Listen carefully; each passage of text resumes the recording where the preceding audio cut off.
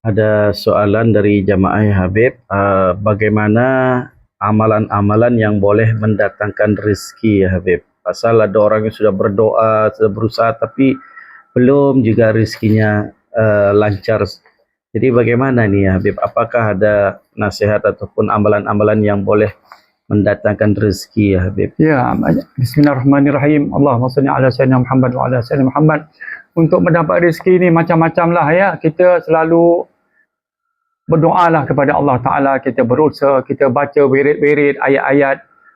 Lebih-lebih lagi Nabi selalu ya mengingatkan dalam hadisnya sebagaimana untuk mendapat rezeki yang murah, jalan rezeki macam-macam. Ya, pertama antaranya lah tu yang disuruh baca selalu apa yang tersebut dalam hadis Nabi SAW untuk mendapat rezeki yang murah ya. Allah Ta'ala tidak jadikan kita sebagai orang yang papa, orang yang miskin, yang susah. Maka bacalah selalu ya. Sebagaimana sabda Nabi SAW, man qara'a surat al-waqi'ah fi kulli laylatin lam tusibhu faqatun abadan.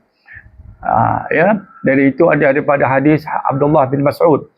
Jadi hadis ini ya memberitahu barang siapa yang baca selalulah, bukan satu kali baca dalam sebulan ataupun setahun sekali surah Al-Waqi'ah. Surah Al-Waqi'ah ni ya, kita selalu dengar kan orang bilang macam suratul Mulk itu insya-Allah Allah Taala ringankan azab kubur.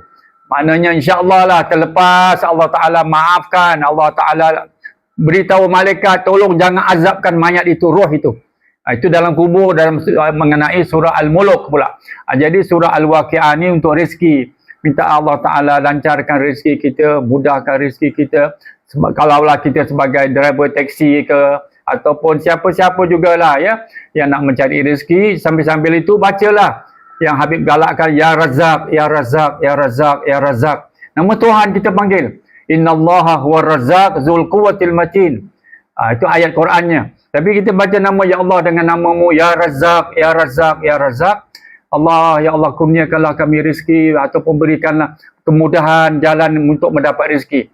Dan lagi satu Nabi bilang dalam hadisnya, man qara'a suratal waqi'ah fi kulli lailatin, pada tiap-tiap malam. Bukan satu bulan satu kali, bukan 3 bulan satu kali, bukan setahun sekali baru baca surah waqi'ah, tidak.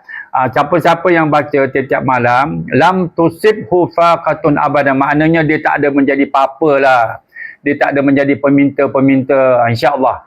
Itu jaminan daripada Rasulullah SAW. Selalu ingat, apa yang dalam Quran itu bukan bohong. Ya, ayat Quran sudah beritahu, wallahu yaqulul haq, wallahu yaqulul haq wa huwa yahdis sabil. Tuhan itu berkata benar. Tuhan tak pernah janji bohong sama sekali. InsyaAllah. Itu cakapan Tuhan ya dalam Al-Quran, dalam surah Al-Ahzab. Dan begitu juga Allah Ta'ala ingatkan apa yang keluar daripada lidah Nabi SAW. Wa ma yantiqu 'anil hawa in huwa illa wahyun yuha. Apa yang keluar perkataan ya yang dikeluarkan oleh Nabi SAW itu adalah merupakan wahyu Allah. Daripada wahyu Allah. Kalau kita tak percaya, itu bukanlah umat Nabi Muhammad SAW.